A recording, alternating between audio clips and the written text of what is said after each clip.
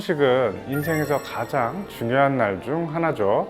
수많은 하객들 앞에서 그리고 사진과 영상으로 평생 남는 이 특별한 날에 누구보다 아름답고 생기 있는 모습으로 기억되고 싶은 마음은 모든 예비 신부님들의 공통된 바람일 것입니다. 오늘은 결혼을 앞둔 신부님들을 위해서 병원에서 실제로 많이 시행되는 시술 중에 효과적이고 안전하게 받을 수 있는 결혼 전 추천 시술 베스트 6를 소개시켜 드리려고 합니다.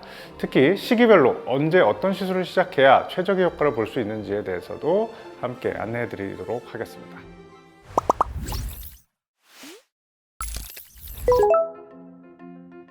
첫 번째는 피부톤 개선과 잡티 제거 시술입니다.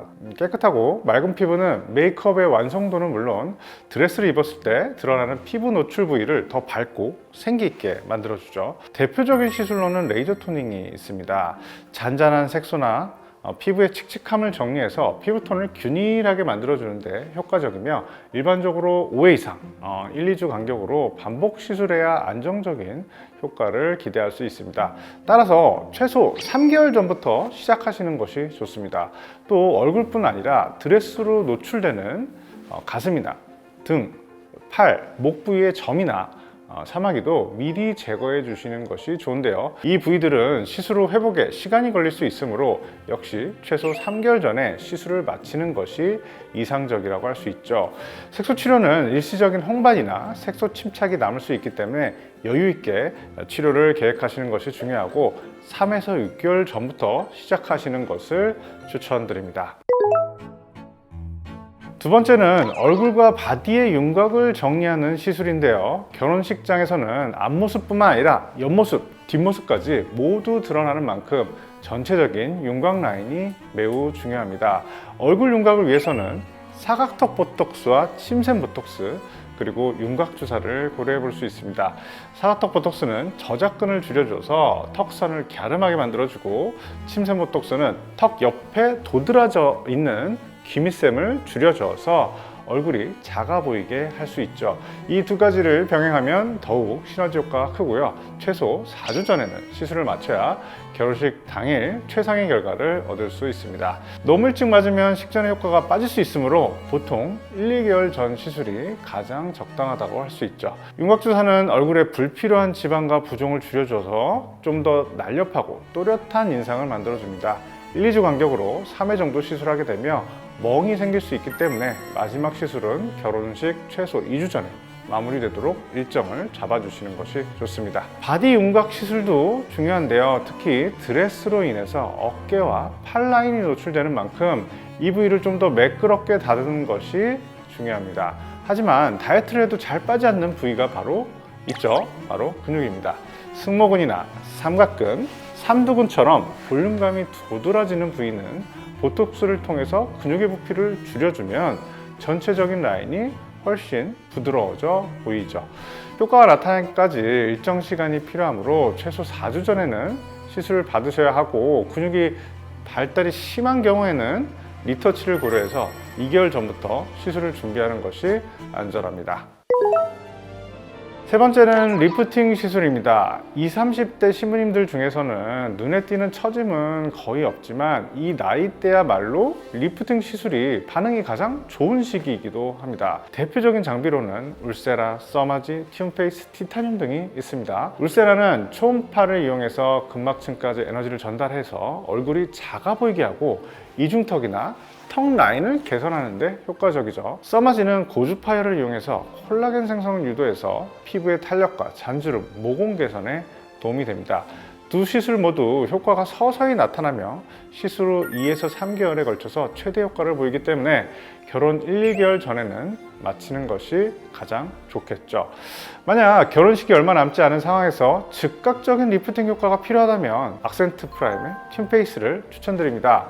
시술 후 1개월간 피부의 리프팅과 탄력 상승을 느낄 수 있으며 결혼식 2, 3주 전에 받는 것이 적절하죠. 시간적 여유가 있으시다면 2, 3개월 전부터 한 달 간격으로 3회 정도 시술하면 훨씬 좋은 결과를 얻을 수 있습니다. 만약 결혼식까지 시간이 촉박하고 얼마 남지 않았어요. 그래서 드라마틱한 리프팅, 단기간의 리프팅을 원하신다면 티타늄 리프팅도 한번 고려해 보실 수 있겠습니다.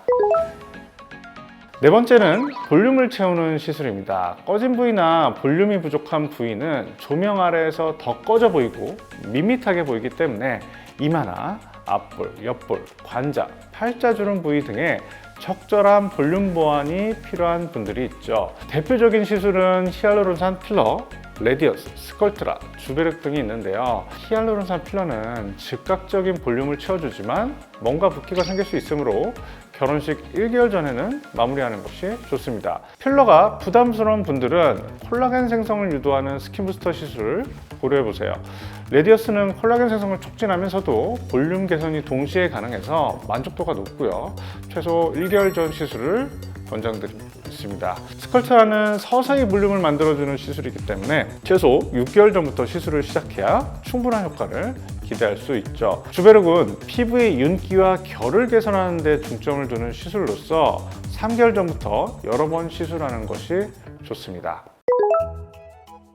다섯 번째는 피부 재생과 탄력을 위한 리쥬란과 PRP 시술을 추천드릴게요. 두 시술 모두 피부 본연의 회복력을 높여주는 재생치료로 피부가 얇거나 예민한 신부님들에게도 안전하게 적용할 수 있는 장점이 있습니다. 리쥬란은 피부의 탄력과 밀도를 더해주고 잔주름과 피부결, 탄력 저하를 전반적으로 개선해 줄 수 있죠.